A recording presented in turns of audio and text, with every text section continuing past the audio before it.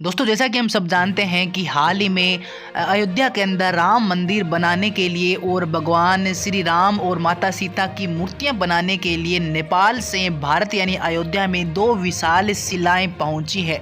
और दोस्तों, जैसे ही ये भारत में शिलाएं पहुंची तो उसके बाद नेपाल से आई इन शिलाओं पर भारत में बहुत ही बड़ा विवाद शुरू हो गया है। और कुछ लोगों का कहना है कि अगर इन शिलाओं से भगवान राम और माता सीता की मूर्तियां बनाई जाती है तो भारत का विनाश हो जाएगा, एक बहुत ही बड़ी प्रलय आ सकती है।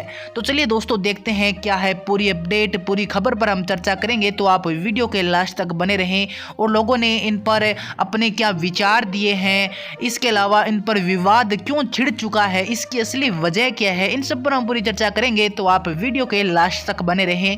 साथ ही अगर आप इस चैनल पर नए हैं तो चैनल को सब्सक्राइब करके बेल नोटिफिकेशन ऑन कर लें ताकि इस प्रकार की प्रत्येक अपडेट आप तक पहुंच के सबसे पहले। तो दोस्तों, अयोध्या में दोनों शालिग्राम शिलाओं को गुरुवार को धूमधाम से पूजन किया गया और शालिग्राम शिला को राम सेवकपुरम में कड़ी सुरक्षा व्यवस्था के बीच रखा गया है। इस बीच शिला को लेकर विवाद भी शुरू हो चुका है। और दोस्तों, तपस्वी छावनी के पीठाधीश्वर महंत परमहंस दास ने कहा है कि शालिग्राम में स्वयं भगवान वसते हैं, भगवान उनके अंदर प्रतिष्ठित है, इसलिए उनके ऊपर हथौड़ी छेनी चलाना सही नहीं है। और अगर शालिग्राम शिला पर छेनी हथौड़ी चली तो मैं अन्न जल का परित्याग कर दूंगा, ऐसा कहना है परमहंस दास जी का। जी हाँ दोस्तों, उनका कहना है कि जो शालिग्राम होते हैं उनके अंदर खुद भगवान का निवास होता है, भगवान उनके अंदर जीवित अवस्था में रहते हैं। और इसलिए इन शालिग्राम से अगर हम मूर्तियां बनाएंगे तो मूर्तियां बनाने के लिए इन शालिग्राम पत्थर पर हमें छेनी हथौड़ी चलानी होगी और हमें ये बिल्कुल भी स्वीकार नहीं होगा कि हम भगवान के ऊपर छेनी हथौड़ी चलाएं। इससे बहुत ही बड़ा हमें पाप लगेगा और एक बहुत ही बड़ा प्रलय आ सकता है इंडिया के अंदर। और इसके अलावा दोस्तों, अयोध्या हिंदू महासभा के राष्ट्रीय प्रवक्ता अधिवक्ता मनीष पांडे ने कहा है कि नेपाल की गंडक नदी से निकाले गए विशालकाय शालिग्राम पत्थर से अगर भगवान श्री राम जी और माता सीता की मूर्तियों का निर्माण किया जाता है तो इससे महाविनाश आना बिल्कुल तय है। जी हाँ दोस्तों, उन्होंने भी उनका साथ दिया है और उनका भी ऐसा कहना है कि अगर इन शालिग्राम से हम भगवान जी की मूर्तियां बनाते हैं तो फिर बहुत ही बड़ा विनाश आ जाएगा और मंदिर में मूर्ति सोने की अथवा फिर काली राम मंदिर की मूर्ति को ही प्रतिष्ठित किया जाए। वहीं दोस्तों, महासभा ने आक्रोश प्रकट करते हुए कहा है कि गंडक नदी से निकाले गए शालिग्राम पत्थरों को वापिस उसी नदी में और नेपाल भेज देना चाहिए।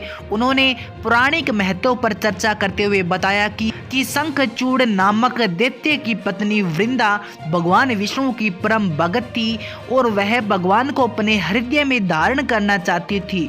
छल करने के कारण वृंदा ने भगवान विष्णु को पाषाण हो जाने और कीड़ों के द्वार कुतरे जाने का श्राप दिया था और आज उसी श्राप के प्रभाव के कारण भगवान विष्णु पत्थर के रूप में गंडक नदी में विद्यमान रहते हैं।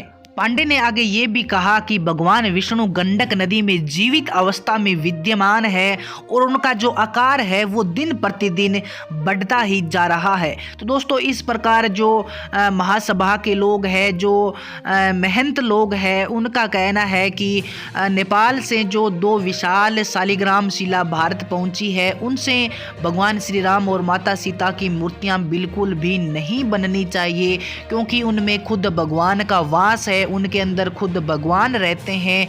और अगर हम मूर्तियां बनाने के लिए भगवान जी के ऊपर छेनी हथौड़ी चलाएंगे तो ये फिर हमारी जो विनाश है उसकी ओर ले जाएगा, एक बहुत ही बड़ा विनाश आ सकता है, एक बहुत ही बड़ी प्रलय आ सकती है। इसलिए हमें जो पत्थर नेपाल से हम लेके आए हैं उन्हीं पत्थरों को, उन्हीं शालिग्राम को फिर वापस नेपाल भेज देना चाहिए, उसी नदी में जिस नदी से इन शालिग्राम शिलाओं को निकाला गया है।